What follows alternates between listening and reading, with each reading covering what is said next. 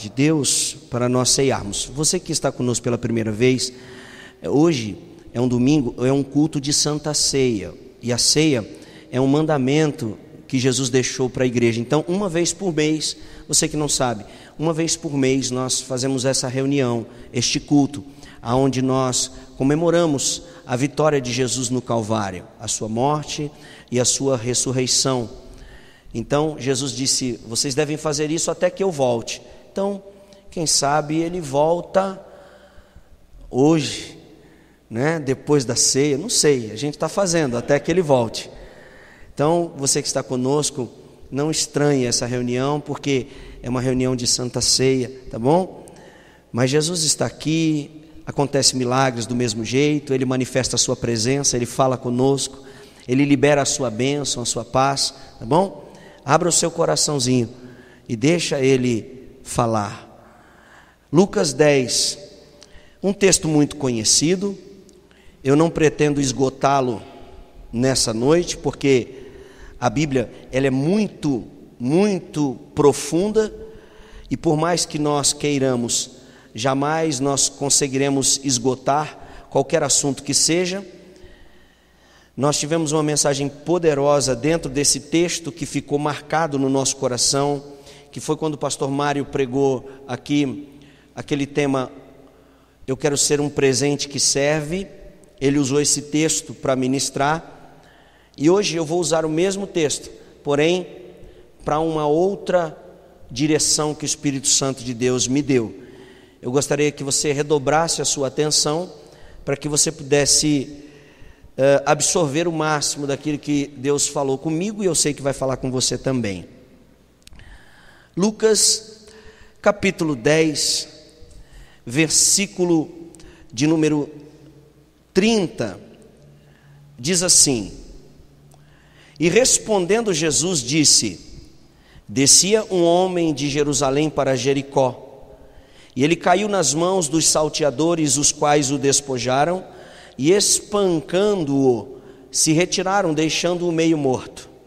E ocasionalmente descia pelo mesmo caminho certo sacerdote, e vendo-o, passou de largo. E de igual modo também um levita, chegando àquele lugar e vendo-o, passou de largo. Mas um samaritano, que ia de viagem, chegou ao pé dele e vendo-o, moveu-se de íntima compaixão, aproximou-se dele, atou-lhe as feridas, aplicou-lhe azeite e vinho, e pondo-o sobre a sua cavalgadura, levou-o para uma estalagem e cuidou dele. E partiu. O outro dia tirou 2 dinheiros e deu ao hospedeiro, e disse-lhe: cuida dele, e tudo o que demais gastares eu te pagarei quando voltar. Quem pode dizer amém? Amém. Esta parábola que nós acabamos de ler, que está no Evangelho de Lucas, é uma parábola que trata a respeito de uma indagação que fora feita por um homem importante. A Bíblia chama esse homem de certo doutor da lei. Ele vai indagar Jesus sobre a vida eterna. Jesus, através da resposta que vai dar a ele, Jesus ensina para ele 2 mandamentos. E quando Jesus ensina esses 2 mandamentos, que estão no versículo de número 27, amarás ao Senhor teu Deus de todo o teu coração, de toda a tua alma, de todas as tuas forças, de todo o teu entendimento, e ao teu próximo como a ti mesmo.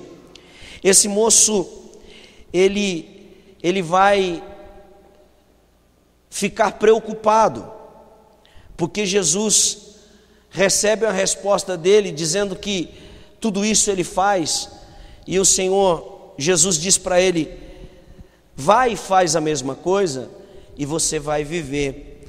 E a Bíblia diz que então, a partir daí, ele, querendo justificar-se, ele diz não saber quem é o próximo dele. Ele diz não saber quem é o seu próximo. Então Jesus, o que ele faz? Jesus ele vai contar, irmãos, uma parábola.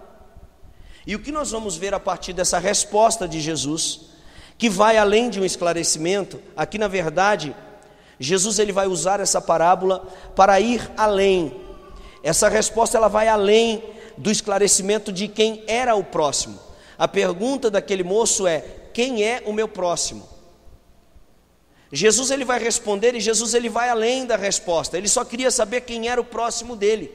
Mas Jesus ele vai mostrar a esse moço que o próximo, na realidade, não é aquele que está perto geograficamente. O próximo não é aquele que nós imaginamos que seja o nosso próximo. O próximo, muitas vezes, na realidade, ele é uma oportunidade que aparece no decorrer da nossa vida para nós fazermos o bem. Mas o interessante aqui é que Jesus ele vai falar com aquele doutor da lei usando uma linguagem.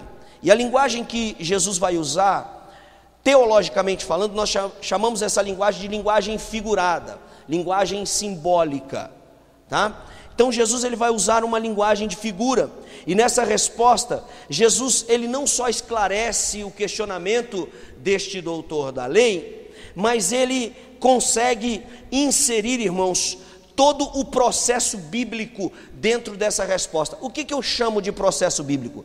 Eu chamo de processo bíblico porque Jesus, ele na resposta que deu ao doutor da lei, Jesus ele inseriu o processo desde a fundação do mundo, da criação do homem, da queda do homem, da regeneração, da remissão, da morte de Jesus, até o arrebatamento e a redenção da igreja completamente.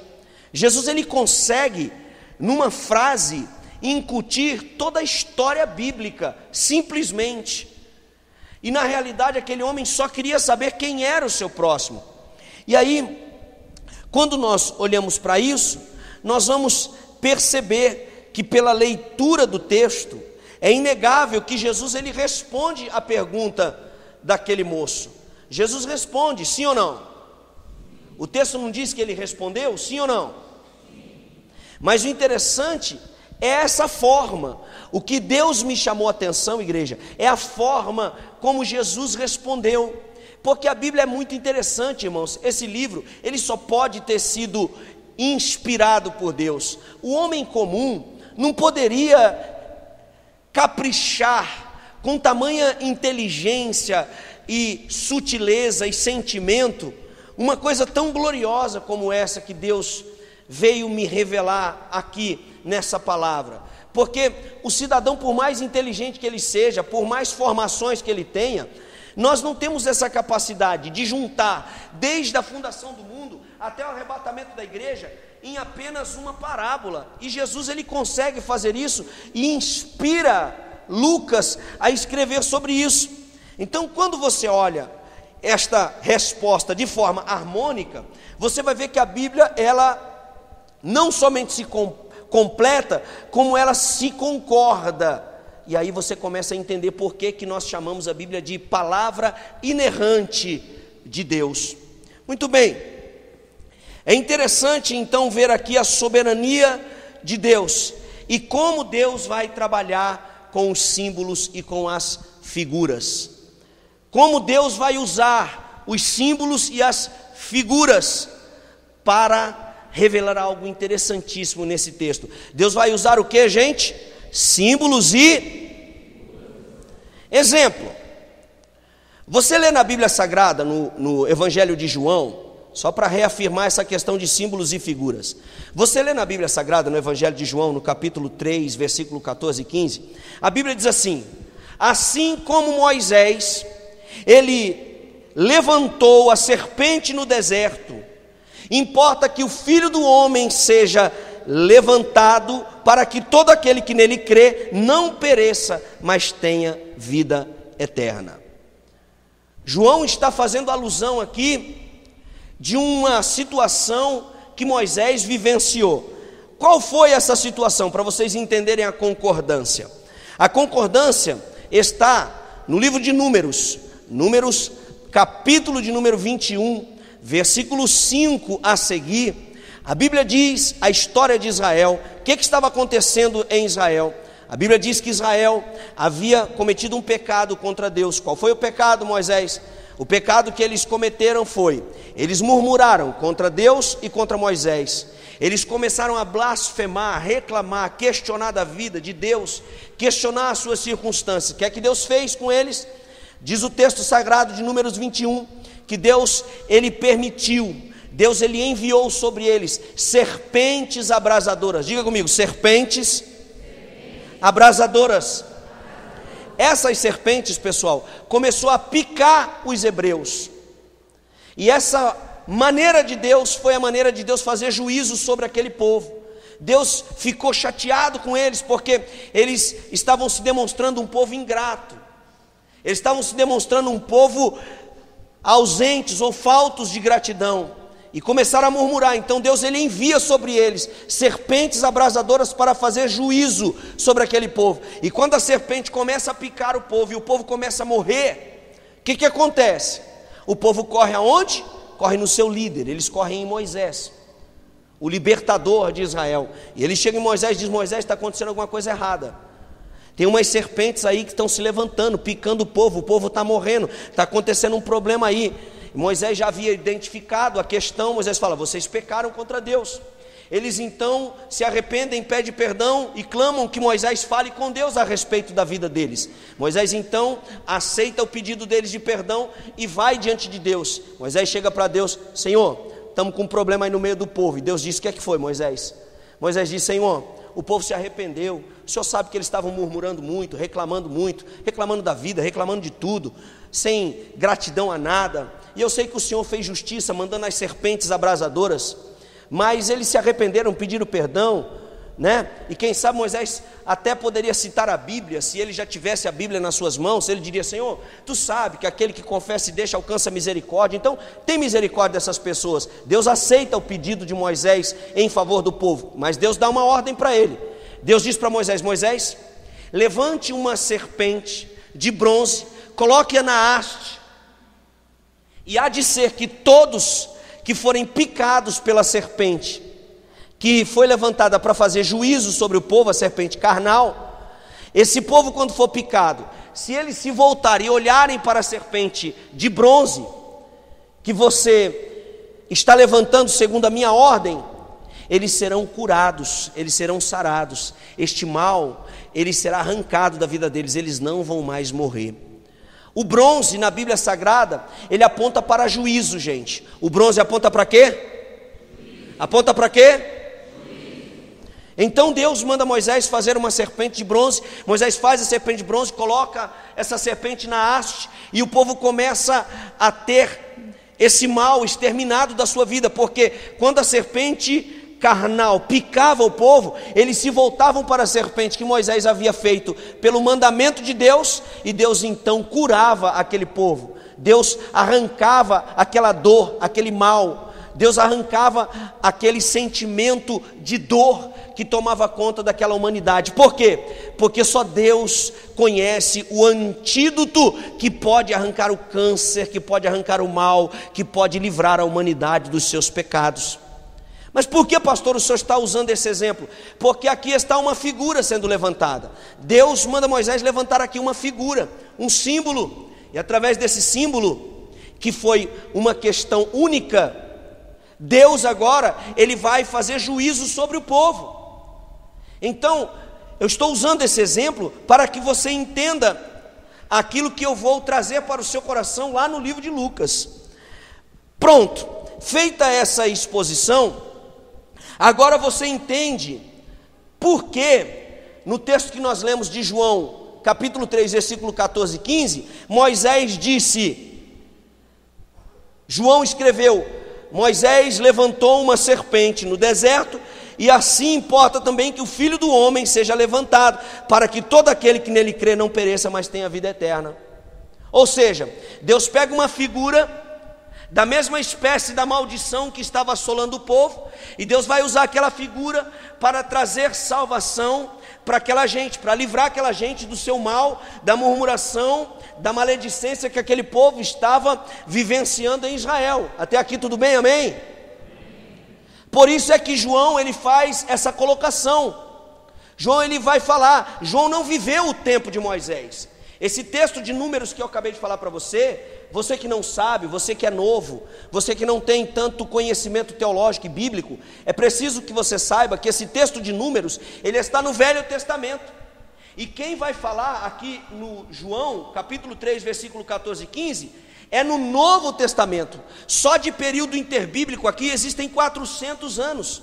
João não viveu e nem conheceu Moisés, Mas João, ele vai fazer questão de fazer essa colocação. Ele diz: assim como Moisés levantou uma serpente no deserto, que foi uma ordem de Deus para trazer salvação para aquele povo, importa também que o Filho do Homem seja levantado no madeiro. O que João estava dizendo? João estava dizendo assim: ele vai ser levantado no madeiro, porque ele vai se fazer maldito por causa da igreja. Ele vai ser levantado no madeiro porque ele vai fazer a figura daquele que era para morrer. Ele vai ser levantado porque ele vai ser colocado no lugar nosso, no lugar da igreja, no lugar do ser humano, porque ele não cometeu pecados, mas ele vai ser levantado no madeiro para que ele seja feito maldito por causa de nós. É por causa disso que nós, a semelhança de Israel, que foi curado e foi liberto e livre da morte e do seu mal, hoje nós também podemos estar livres e libertos do nosso mal. Você entendeu, amém ou não? É por isso. Então o Senhor, ele trabalha com símbolos, ele trabalha com figuras. Então Jesus estava dizendo aqui que ele seria levantado no madeiro pela colocação de João, para que a igreja pudesse caminhar. Agora vamos finalizar o pensamento voltando para o texto de Lucas. Então volte para Lucas 10, versículo 30, você que está acompanhando aí na sua Bíblia, ou você que está acompanhando aqui no telão.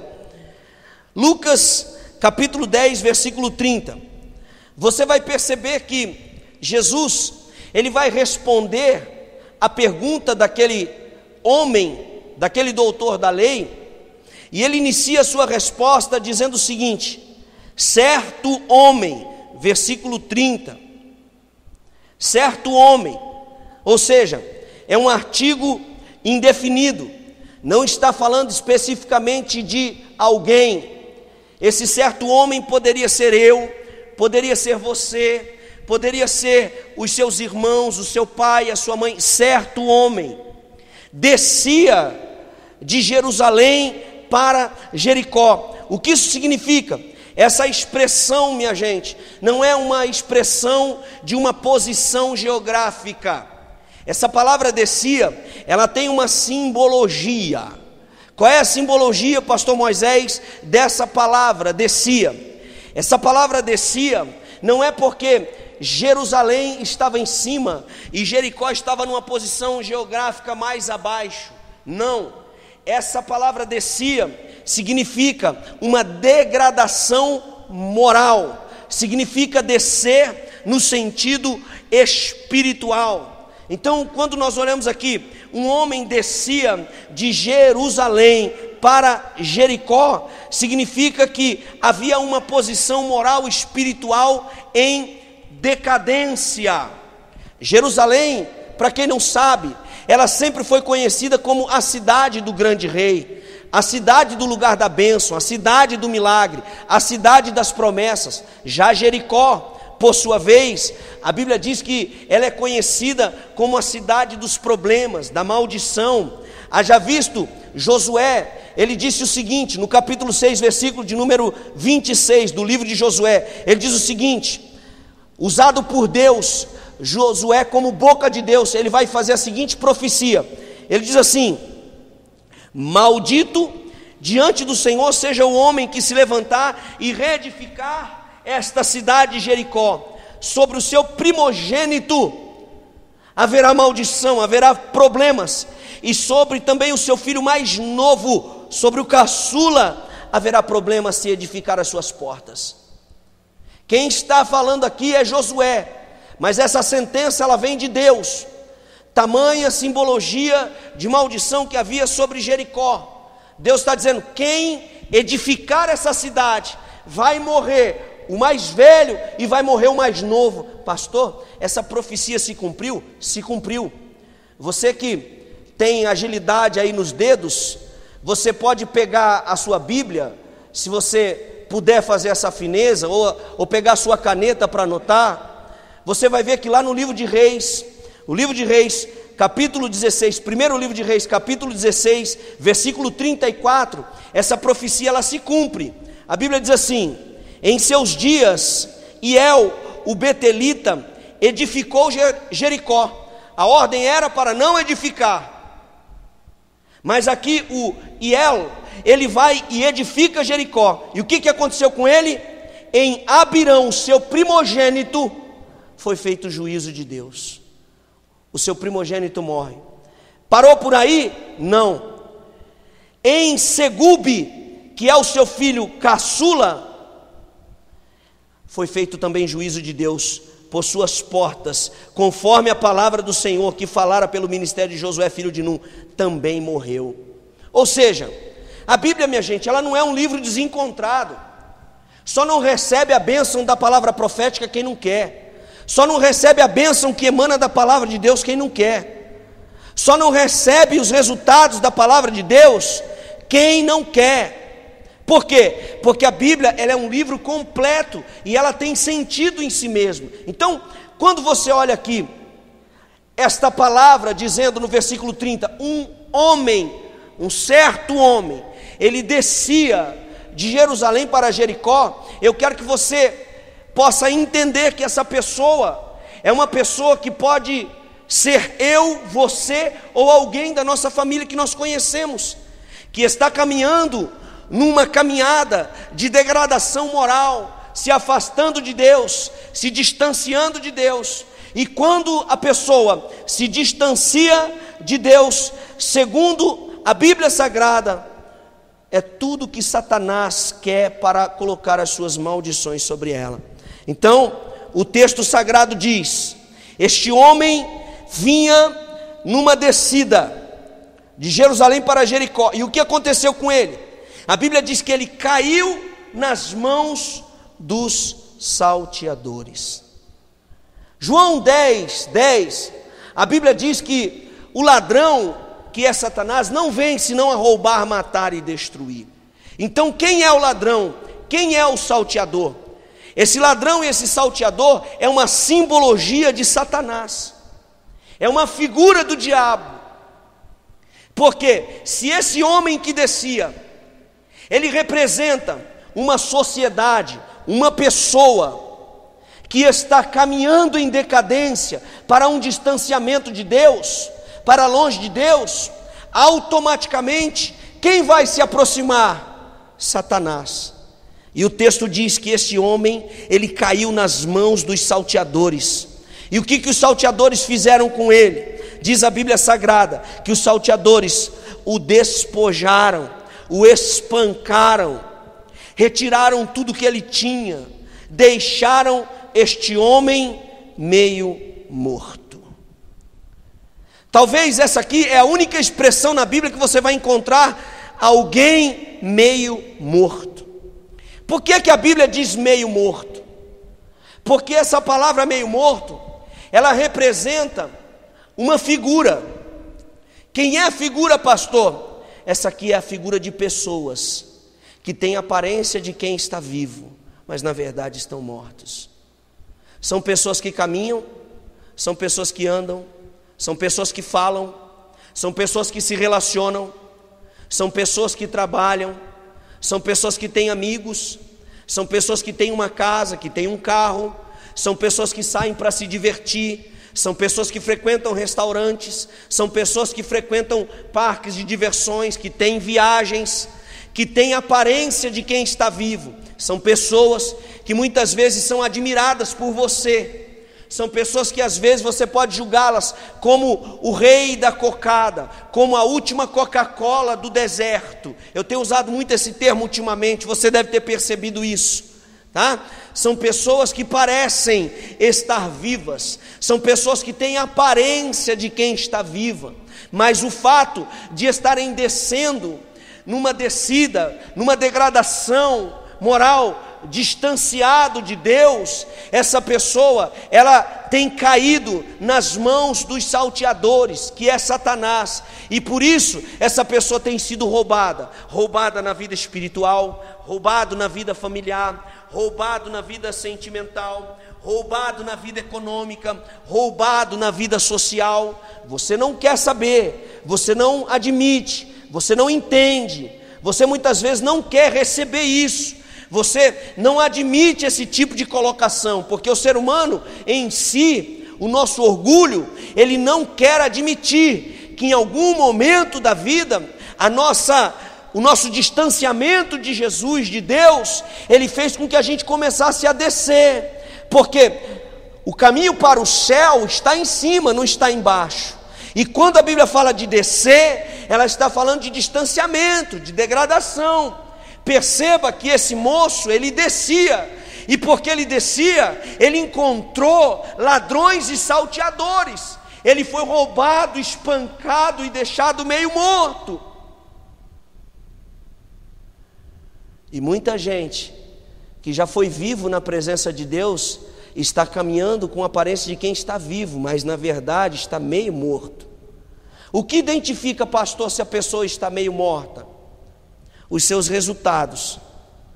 Se você não tem mais alegria no espírito, se você perdeu a vontade de servir e andar com Deus, se você perdeu o desejo da santidade, se você perdeu o desejo de agradar a Deus, se você perdeu as motivações que estão relacionadas à sua vida espiritual, conforme diz a Bíblia Sagrada do Senhor, em Gálatas 5, 22 a seguir, que são os frutos do Espírito. Se você perdeu essa motivação, se você já não liga mais, se para você tanto faz estar na casa de Deus ou não, se para você tanto faz estar sentado à mesa do Senhor ou não, se para você tanto faz orar ou não, se para você tanto faz ler a palavra de Deus ou não, se para você tanto faz orar ou não, eu quero te dar um alerta nessa noite. Desculpe-me, por favor, a transparência e a sinceridade. Você está descendo e você precisa tomar cuidado, porque você pode estar com aparência, você pode estar com roupa de crente, você pode estar com terno de crente,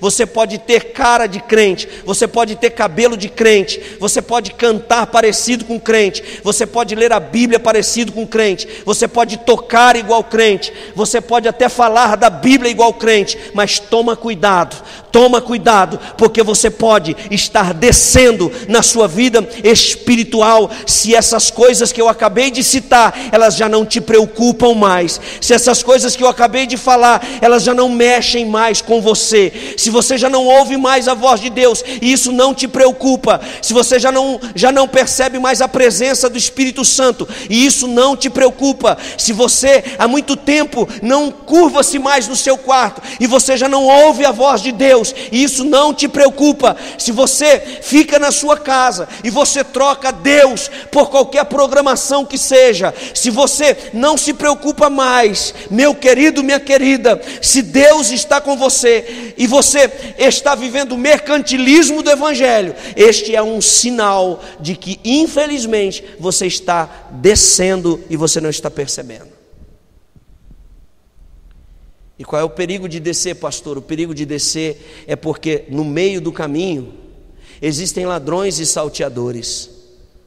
Satanás, que é o inimigo da minha alma e da sua alma, ele está à espreita procurando uma oportunidade para te roubar, para te espancar espiritualmente e até mesmo fisicamente, com enfermidades na sua família, na sua economia. Mas sabe o que acontece, irmãos? Infelizmente nos dias de hoje as pessoas estão atribuindo as lutas e os problemas não mais a quem se deve. Já tem até advogado para advogar o diabo, já tem até advogado para advogar Satanás, já tem até gente para dizer assim: é tudo culpa do diabo, é tudo culpa do diabo. Irmão, eu quero dizer uma coisa para você nessa noite. É bem verdade que inicialmente falando, quem dá a brecha somos nós, mas o mal, ele só provém de o mal ele provém do diabo. Você me perdoe a sinceridade, mas o mal ele provém do diabo, o mal ele não provém de Deus. Se alguém está sendo espancado pela vida, se alguém está sendo espancado nos seus sentimentos, se alguém está sendo espancado na sua vida econômica, se alguém está sendo espancado no seu relacionamento com Deus, se alguém está sendo espancado na sua vida espiritual, não é Deus que está espancando você, porque Deus ele é amor, Ele te ama, Ele não vai espancar você. Mas se você iniciou por sua própria vontade um processo de descida para o distanciamento de Deus, você precisa saber que nesse caminho você vai encontrar o espancador, você vai encontrar o roubador, você vai encontrar alguém que vai retirar de você tudo aquilo que você já conquistou, tudo aquilo que você com lágrimas, com suor, com esforço já conquistou. Então é preciso ter essa consciência e dizer: ei, é hora de parar, eu não quero descer mais. Se eu desci 2 degraus, eu vou voltar para o lugar da intimidade, eu vou voltar para a presença do Pai, eu vou voltar para Jerusalém, eu vou voltar para o lugar da bênção, eu vou voltar para perto de Deus, eu vou voltar para a posição de honra. Vamos prosseguir. Então, o texto diz, versículo de número 30, a última parte: esse homem ele ficou meio morto. Diga comigo, meio morto. Meio morto significa que ele não estava literalmente morto. Por quê? Porque Deus sempre nos dá uma oportunidade. Você pode repetir isso, por favor? 1, 2, 3. Deus sempre nos dá uma oportunidade. Quem quer uma oportunidade de Deus nessa noite? Quem precisa, deixa eu mudar a pergunta, né? Deixa eu mudar a pergunta. Quem precisa de uma oportunidade de Deus nessa noite?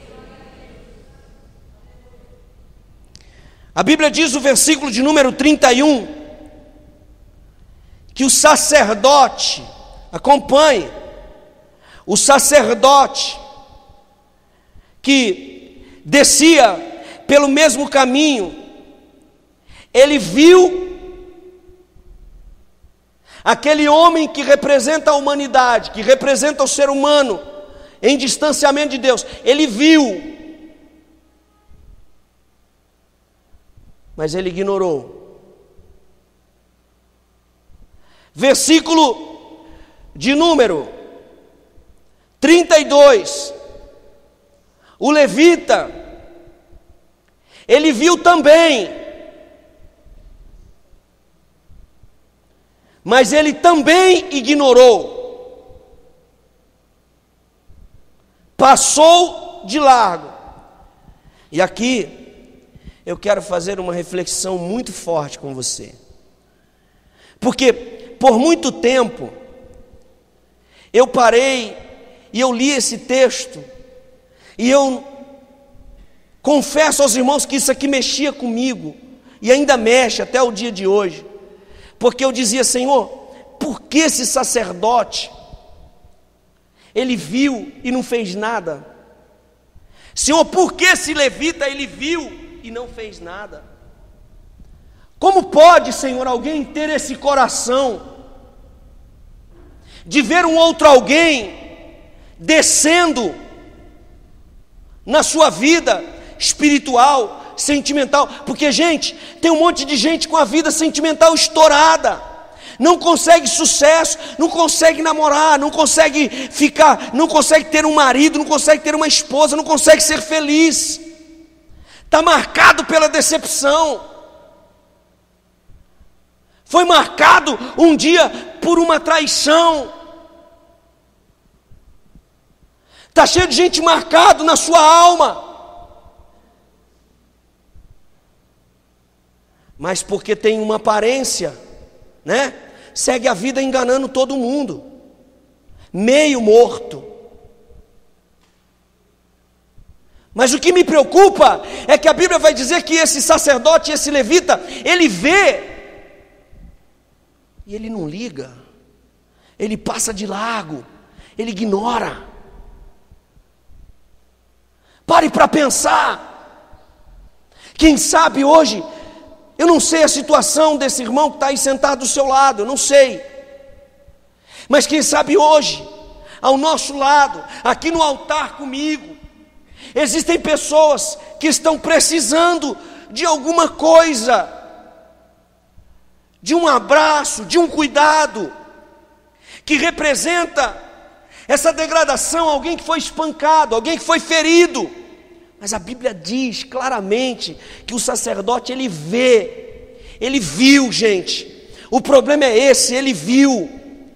Ele não pode nem dizer assim, eu não sabia, eu não vi. Ele viu, o texto diz claramente, ocasionalmente descia pelo mesmo caminho o sacerdote, e ele viu. E a pergunta que fica no meu coração para Deus, Léo, a pergunta que fica, Jesse, no meu coração para Deus, a pergunta que fica, Paulo, William, é essa: Senhor, por quê?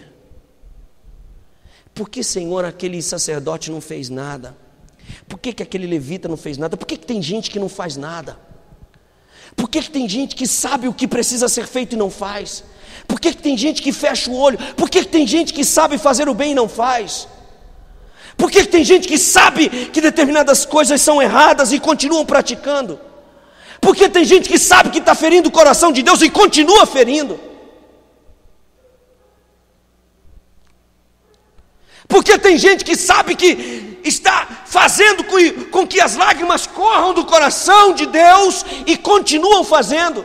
Porque tem gente que sabe que está matando o pai e continua matando. Porque tem gente que sabe que está machucando o seu irmão, está machucando o seu primo, tio, família, está acabando com a vida do outro e continua fazendo. Por que será que isso acontece? É a pergunta que não quer calar.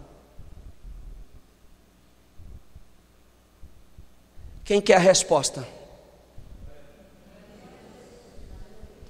Vou responder para você o que o Espírito Santo respondeu para mim.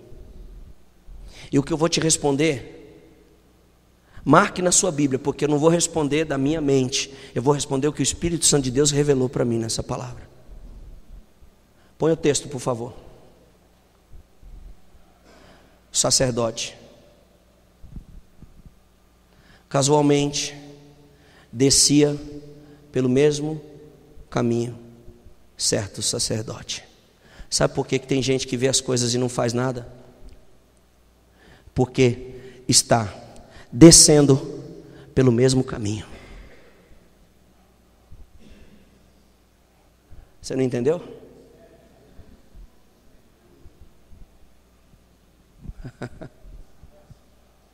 A Bíblia diz que um cego não pode guiar outro cego.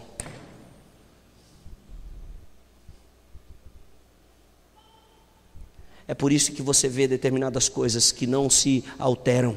É por isso que você vê determinadas coisas que te escandalizam. E você diz assim, meu Deus, será possível que aquela pessoa não está vendo aquilo? Será possível que aquele ser humano não está vendo que está doendo? Será possível que esse filho não está vendo que ele está arrebentando o coração desse pai? Será que não está vendo? Vai esperar a morte, vai esperar o caixão lacrar para chorar, derramar lágrimas em cima dele. Será que ele não vê? Ele não faz nada, ele não muda, ele não se transforma. Não, sabe por quê? Porque ele está descendo pelo mesmo caminho. Ele está descendo, ele está na mesma trajetória de decadência moral e espiritual. Ele não tem moral para fazer nada, ele não tem uma posição que lhe traga revolta. Eu não sou assim, eu não estou descendo, eu não estou em decadência, e porque eu não estou, eu vou fazer alguma coisa para mudar essa situação.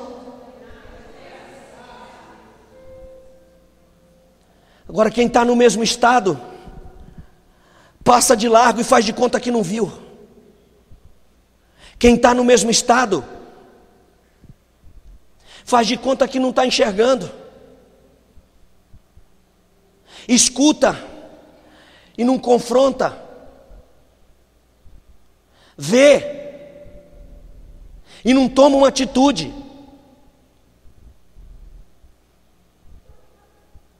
E Deus está falando conosco nessa noite. É tempo de que uma igreja se levante e decida mudar a sua rota. É tempo de se levantar e se posicionar diante de Deus e olhar para o lado e entender que não é normal ver o diabo espancar pessoas, não é normal ver o Satanás roubar pessoas, não é normal ver os filhos matarem, assassinarem os seus pais, não é normal ver um parente acabando com a vida do outro. Não é normal a gente olhar na televisão e dar risada e ver uma filha matando o pai a paulada. Não é normal a gente ver uma mulher arrancando o filho do seu útero, tirando a vida e jogando na privada, abortando. Não é normal, não é normal, não é normal. Mas a igreja só vai entender que não é normal quando ela parar de descer no mesmo caminho.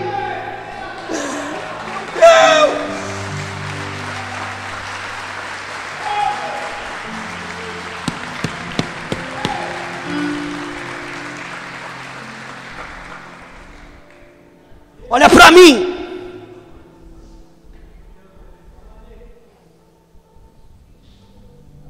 Olha para mim, porque Deus te trouxe aqui nessa noite para te confrontar. Se você está insatisfeito, por favor, levante-se e vá para a sua casa.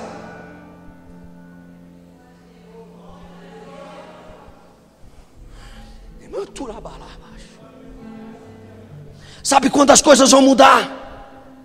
Quando começar a mudança por você.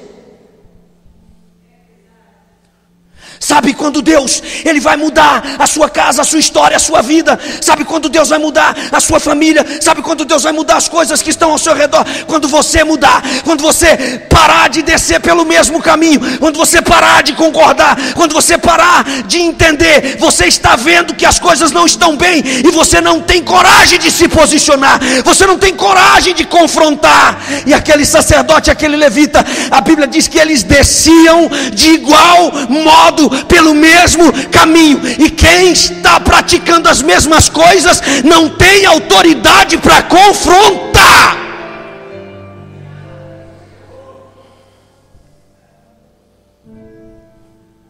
Um adúltero, como é que ele vai falar para o outro que ele está adulterando? Um ladrão, como é que ele vai falar para o outro: pô, rapaz, está errado roubar, rapaz, não rouba não.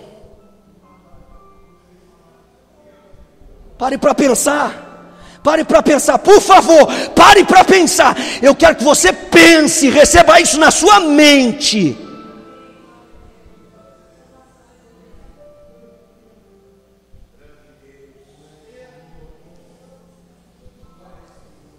Como é que um mentiroso chega para outra pessoa e diz assim: rapaz, não mente não, que é pecado.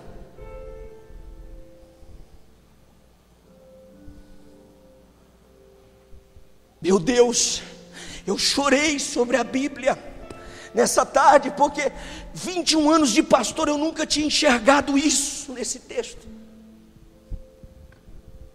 Nunca tinha visto isso.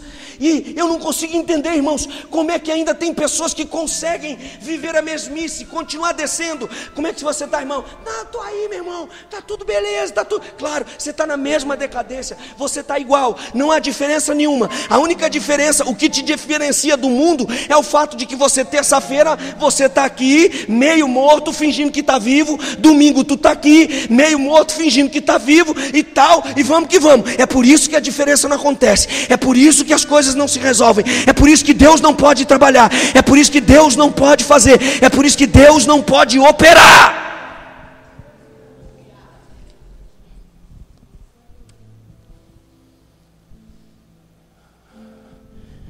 Eu não tenho tempo, porque eu tenho um compromisso comigo mesmo, mas eu gostaria muito de falar muito mais dentro desse versículo, desses 2 versículos aqui, ó. Mas eu quero que isso aqui fique gravado. Eu quero que o Espírito Santo pegue você essa semana. Eu quero que o Espírito Santo pegue você essa semana e ele sacuda o seu entendimento, e que você pare de olhar para a esquerda, olhar para a direita e apontar para os outros, apontar para pessoas que são erradas no seu entendimento, apontar para pessoas que erram, pessoas que pecam, pessoas que caem, pessoas que descem, e que você possa entender que se você se levantar e você deixar de descer pelo mesmo caminho, Deus vai usar você nesta cidade, nestes bairros, nesses dias, nesta igreja, neste lugar, nesse país, nesse estado, para promover uma revolução. Mas para essa revolução acontecer, nós precisamos parar de descer pelo mesmo caminho.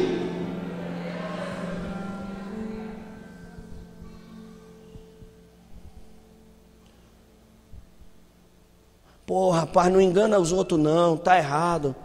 Mas pô, tu engana também. Mente para sua mãe não, é pecado. Pô, mas tu mente também.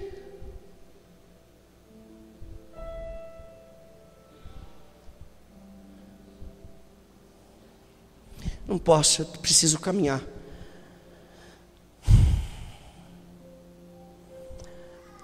Diga comigo. O problema do sacerdote e do levita e de muita gente é que estão descendo pelo mesmo caminho. E por isso não há autoridade para falar. Como é que um pai, meu Deus, me deixa sair, Senhor, daqui. Como é que um pai fala para um filho: filho, não bebe não que faz mal. Se você enche a cara. Me perdoe. Eu só sou o eco de Deus.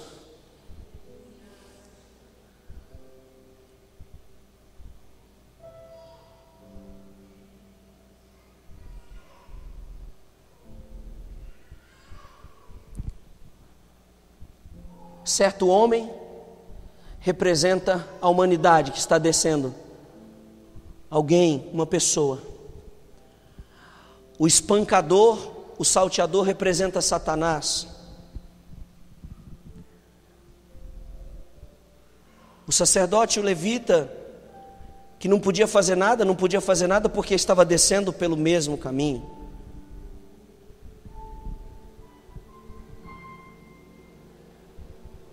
Hoje em dia tem gente assim: vai para a igreja, mulher, vai servir a Deus, vai servir a Deus. Mas o cara não vem. Ele quer enfiar a mulher dele dentro da igreja, porque no entendimento dele ele sabe, não, ela está servindo a Deus, ela tem medo, não vai trair, não vai pecar, não vai, né? Filho, vai para a igreja, filho, vai para a igreja, vai lá, vai para a igreja. Pelo menos lá tem um pastor lá para poder pregar, falar da palavra de Deus. Pelo menos você não vai para droga, você não vai para a noite, você não vai para prostituição, você não vai, entendeu? Então vai para a igreja, mas ele não vem, ele não vem.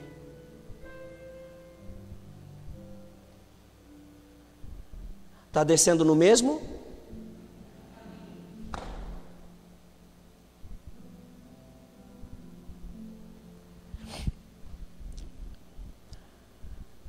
Se o certo homem representa a humanidade, o espancador representa o diabo, o sacerdote e o levita representa alguém que está descendo no mesmo caminho, que está na mesma degradação moral. Por outro lado, a Bíblia diz no versículo de número 33, de um samaritano.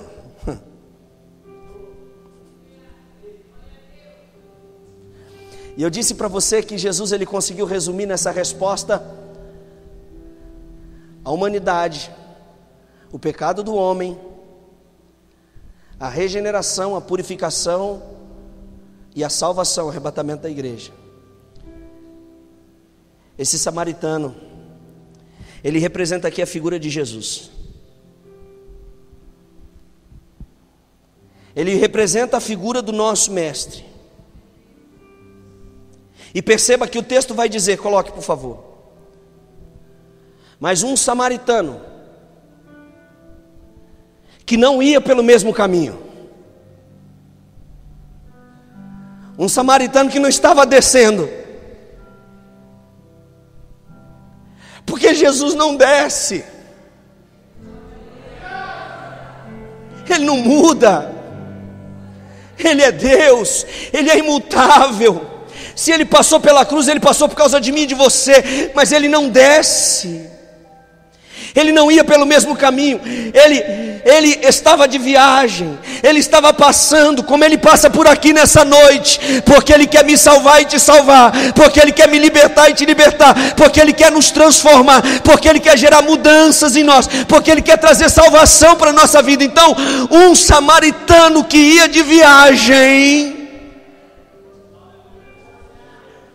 porque quem não está indo no mesmo caminho pode, quem não está indo no mesmo caminho pode chegar perto, porque quem não está indo no mesmo caminho pode falar, porque quem não faz as mesmas coisas tem autoridade para repreender, quem não faz as mesmas coisas tem autoridade para falar. Então esse samaritano que ia de viagem, ele chegou perto dele e vendo, ele se enche de compaixão.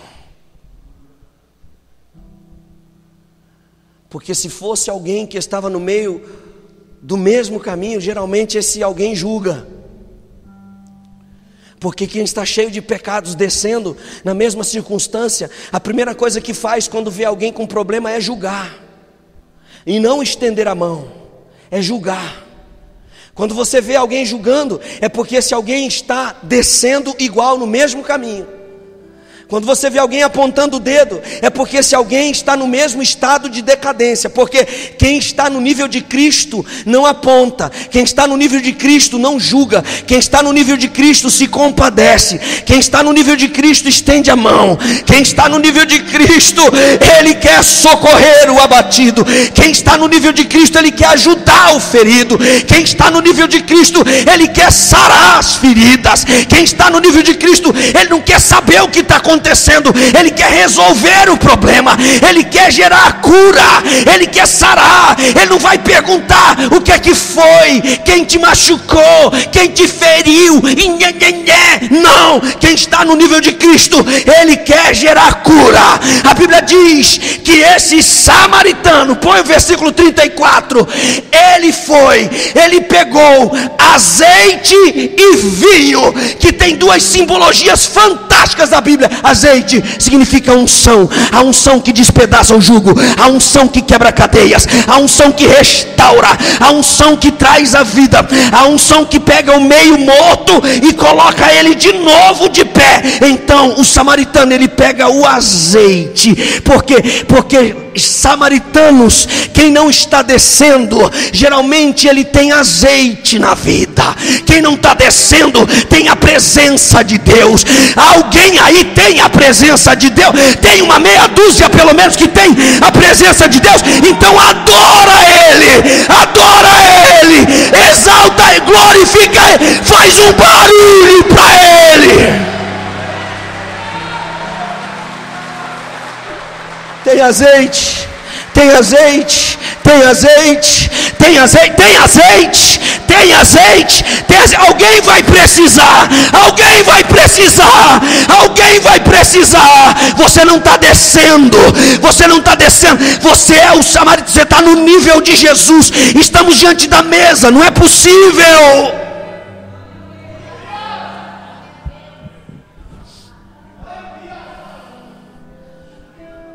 Oh, aleluia.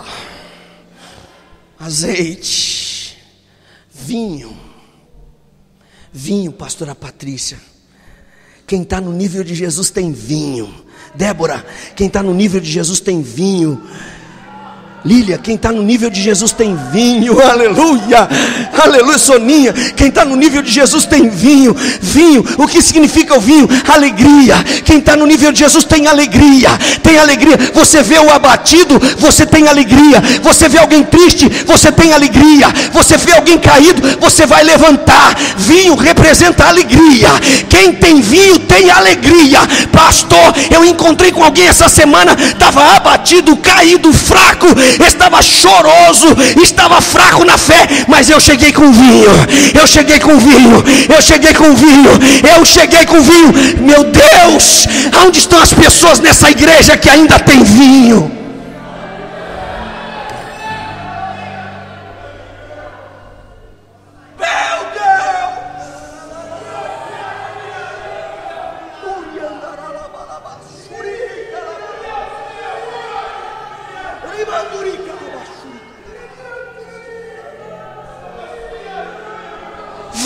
Vinho para mudar a tua família, vinho para mudar a tua casa, vinho para mudar o teu trabalho, vinho para mudar a sorte daqueles abatidos, aborrecidos, cabisbaixos, faltos de alegria. Vinho, está tudo ruim ao meu redor, mas eu tenho vinho. Está tudo difícil ao meu redor, mas eu tenho vinho. Está difícil na minha casa, mas tem vinho. Ainda tem vinho, ainda tem vinho. Ah, pastor, mas está difícil, está faltando vinho. Bebe do vinho, o vinho está na mesa, o vinho está na mesa, o vinho está na mesa. Bebe do vinho. O Senhor Jesus disse: aquele que bebe do meu sangue, ele tem a minha vida, a vida de Jesus. Aquele que está no nível do samaritano tem vinho.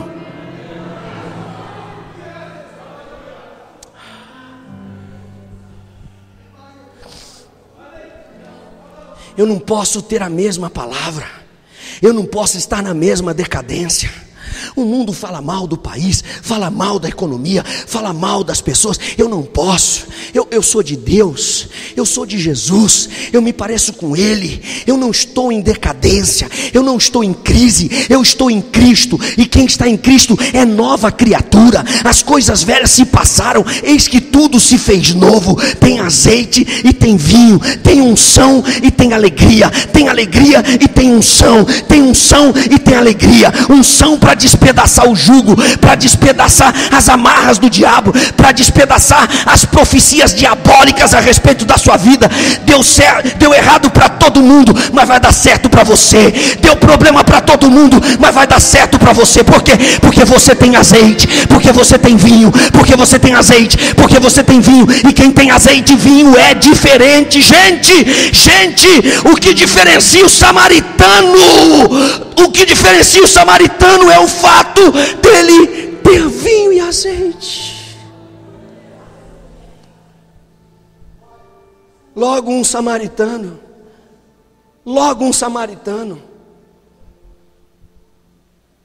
Você sabe o que identifica um samaritano? Deixa eu falar para você isso rapidamente. Samaritano, gente, ele era uma mistura de judeus com gentios, de gentios com assírios. E sob o domínio da Síria, os assírios, eles faziam com que a miscigenação acontecesse no meio dos judeus, misturando os povos. Então eles pegavam os samaritanos e eles colocavam para se relacionar com outros povos, porque fazendo isso e quebrando a origem genética deles, os assírios eles conseguiam impor um domínio mais forte sobre eles. E o que acontecia? Os samaritanos eles ouviam o julgamento seguinte. O judeu chegava para o samaritano e dizia assim: você não é judeu, você é um samaritano.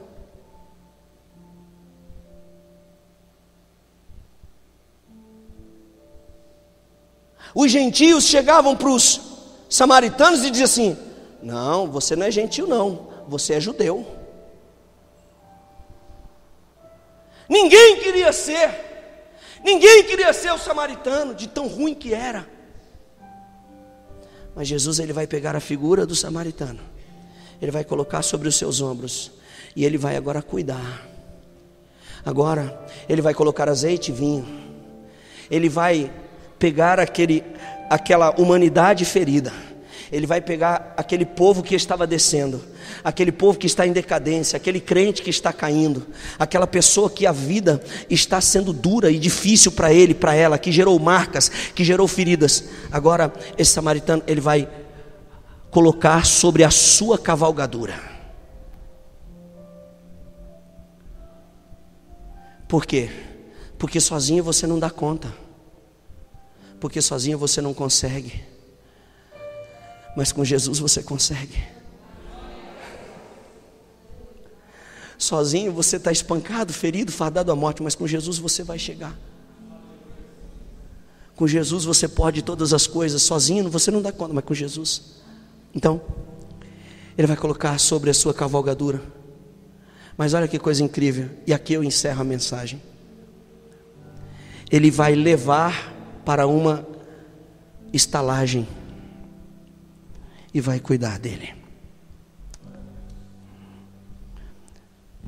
Número 1, aquele homem que descia representa a humanidade em decadência, em degradação moral, espiritual, familiar. Número 2, os salteadores, os espancadores representam a pessoa de Satanás. Número 3, o sacerdote e o levita não podiam fazer nada porque estavam na mesma degradação, na mesma decadência. Número 4, o samaritano aparece em cena e ele é a pessoa de Jesus. Ele sempre tem azeite, ele sempre tem vinho para derramar sobre as nossas vidas e renovar as nossas forças. Número 4,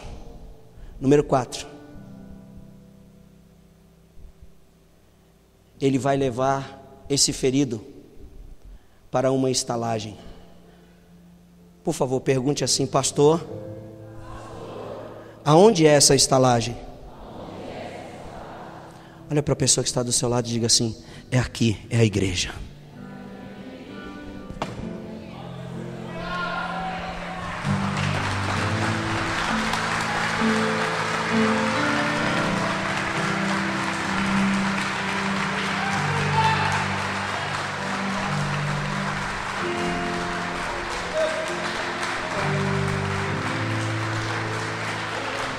A gente só quer rico, a gente só quer top, né? Top, é top, top, top, é topíssimo, é top do top do top, top do top do top do...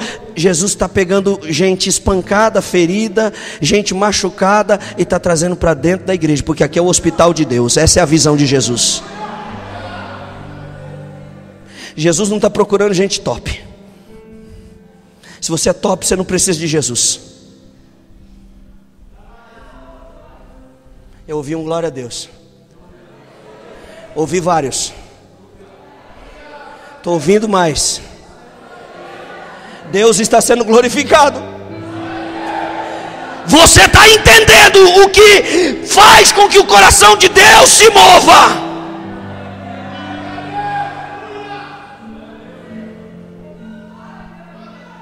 Oh, aleluia! Você conhece alguém ferido? Você conhece alguém machucado? Você conhece alguém que foi espancado? Aqui é o hospital de Deus. Aqui Jesus, ele pegou aquele homem e ele levou para a estalagem. A estalagem representa a igreja, representa o lugar aonde o machucado vai receber a cura, aonde o ferido vai ser tratado, aonde aquele que não tem mais jeito, ele vai receber regeneração, aonde aquele que está ferido, ele vai receber a purificação, aonde aquele que não presta mais para o mundo, ele vai prestar para Deus. Aquele que não tinha mais jeito aos olhos humanos, para Deus ele tem jeito, para Deus ele presta, para Deus ele é importante.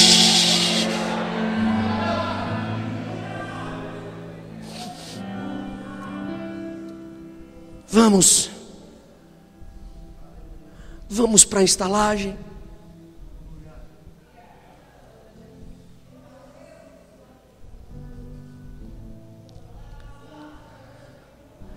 É pesado, está todo machucado, está todo ferido. O que uma praga dessa vai fazer na igreja? A igreja precisa de gente rica. Quanta coisa para fazer, pastor. Pastor, a gente tem que orar. Quantas idiotices. Me perdoe, em nome de Jesus. Se você se ferir, por favor, me fale, que eu te peço perdão antes de tomarmos a Santa Ceia. Mas me dê a liberdade de usar essa expressão. Quantas idiotices eu já ouvi aqui dentro dessa igreja mesmo. Pastor, temos que orar para Deus mandar gente rico, os top, porque tem coisa para fazer, querido. A obra de Deus, quando Jesus precisou de sustento, quem sustentou Jesus foi uma viúva, foi órfão, foi desamparado. O ministério de Jesus, ele foi sustentado por um menino que tinha 5 pães e 2 peixinhos. Sabe como Deus faz a obra? Deus faz a obra quando ele começa a achar corações disponíveis.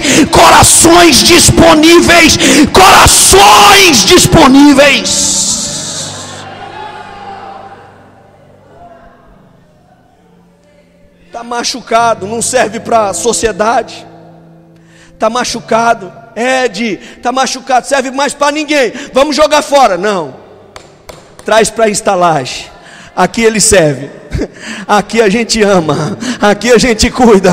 Põe no ombro, leva para a casa de Deus, leva para a igreja. Se você souber de alguém que é top, esse top não precisa de Jesus. Traz os feridos, traz os machucados, traz os necessitados, traz aqueles que precisam, porque quem precisa abre o coração, quem precisa abre a vida e o coração.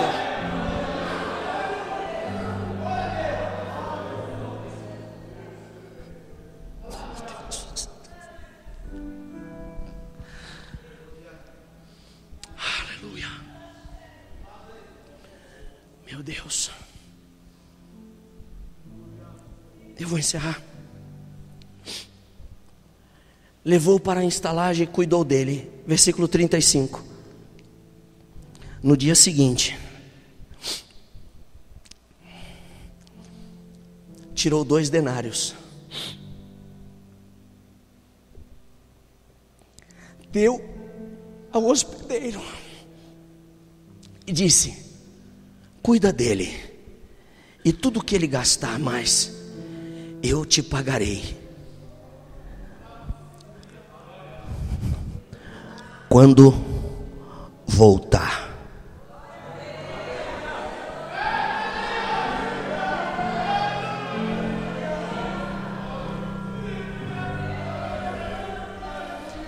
Quem é que foi e vai voltar? Quem é que foi e vai voltar? Quem é que foi e vai voltar? Quem é que pagou a nossa dívida na cruz? Quem é que disse na cruz, está consumado? Do original, do hebraico tetelestai, que quer dizer, está pago a dívida, está consumado, está pago a dívida, não existe mais dívida. É Jesus. Esse samaritano aqui só pode ser Jesus, só pode ser a pessoa de Jesus. E ele disse: eu vou voltar, e quando eu voltar, eu não quero mais te encontrar machucado, eu não quero mais te encontrar ferido. Ei, fica de pé, por favor, fica de pé em nome de Jesus, e dá glória a Deus, exalta o nome dele, adora o nome dele. Ei, dá uma meia dúzia de glória a Deus aí com aleluia. Abre a tua boca e dá uma rajada de glória poderosa.